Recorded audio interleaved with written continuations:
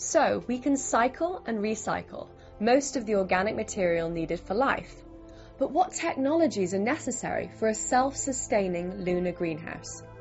In addition to what Lane has said about the South Pole chamber, it also allowed us to develop the water-jacketed lamp we will use in the lunar greenhouse that we're constructing.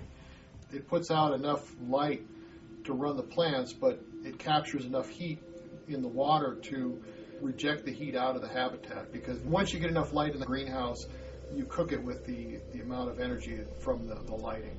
So that's been a real advantage for our effort. The current lab at the University of Arizona already has some of the basic elements for the next step in place. There is a composter. It's called a thermophilic composter. It maintains high temperatures, and you put in compost on one side and you take out compost on the other side, and you do this daily. So it's a constant input-output type of system.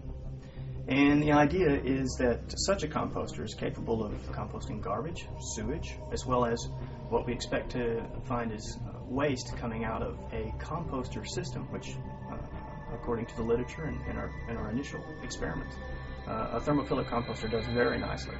Copious amounts of CO2 coming out of it. And balance it with a hydroponic greenhouse with all the plants. And so you're essentially balancing the CO2 coming out of a composter while it's doing the work of cleaning up your wastes, with a greenhouse full of plants which are refreshing the air in which you're breathing with oxygen, sequestering CO2 from the composter, and providing you with a portion of your daily meals. So balancing those two systems is the next step, and both those elements exist at the lab, and work is getting underway right now. We're hoping to close the cycle, because once we tie the composter in with the greenhouse and both those systems are closed, then we can start working on balancing the systems. The next step is to demonstrate that technology in a harsh, isolated environment, and there are many reasons I think that the South Pole is ideal for testing these technologies. Well, there's the temperature. It's the coldest place on Earth, and temperature is going to be an issue, especially if you drop into Shackleton's crater. Your equipment is going to have to be able to survive in extremely cold temperatures. And in a laboratory, you can pull temperatures down, but to have an analog in a environment that will support a tractor and an analog that's, sizable, a cold chamber doesn't exist that size to bring it down to. What do you have, Lane? You had quite a few days below 100 degrees Fahrenheit. Yes, negative 100. Yeah, 108. The record there is 118 below. And the NSF's interested in pushing farther up on the Antarctic plateau, where the Antarctic record is 128 below zero Fahrenheit, and there's colder temperatures in Antarctica besides that.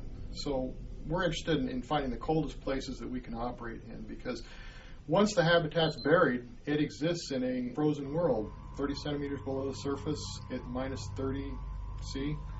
Yeah, a constant on the moon, a constant negative 30 degrees Celsius underneath the regolith, which is nice. I mean, we experience those temperatures in Antarctica all the time. It's when you're on top of the lunar surface, above the regolith, that you encounter temperatures that are much more dynamic and an environment that is far more hazardous in terms of radiation coming off the sun, all kinds of things. And the astronauts on the lunar surface will probably do a good portion of their work in the dark portion of the lunar night because of possibility of solar flares and solar energized particles. So we may be working in more of a frozen world than an extremely warm world. Right. The moon gives us both extremely hot and extremely cold on the surface. Currently, at the Controlled Environment Agriculture Center at the University of Arizona, we are supporting still the South Pole Food Growth Chamber remotely. We have access to the environmental controls, to on-site cameras that we can access whenever the satellite is cooperating and available. That's about 11 hours a day that we can peer into the growth chamber. And at some level, we can control and certainly assist with the operation of that growth chamber. Now, certainly a large portion of the lunar mission is going to require remote control of all kinds of technologies. And that's something that we're learning right now because, it doesn't get much more remote than the South Pole on planet Earth. And so it makes for a fine analog.